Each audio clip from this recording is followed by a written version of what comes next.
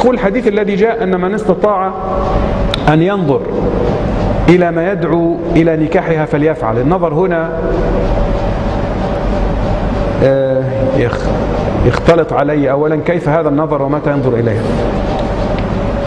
لا تعمل أي حاجة، يعني مثلا أنت فعلا صادق عايز تتزوج هذه البنت، عرفت تستخبى وتشوف شيء هي مش ممكن توريه لك، لا حرج. إنما الأعمال بالنيات هنا. يعني أنت بتعمل كده؟ أيوة بعمل كده.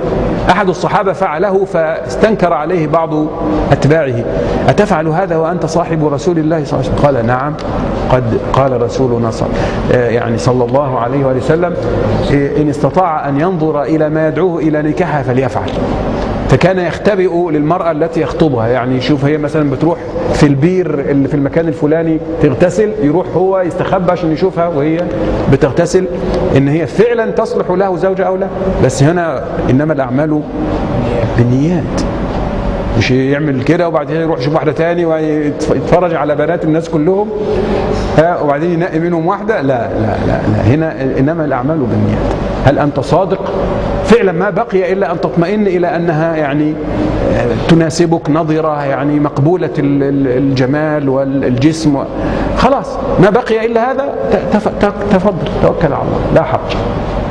فالمسألة ما فيهاش ضابط معين إلا أيضا المصلحة. طبعا لا تعرض نفسك لشبهات، يعني ما تدخلش واحد مثلا في حمام الستات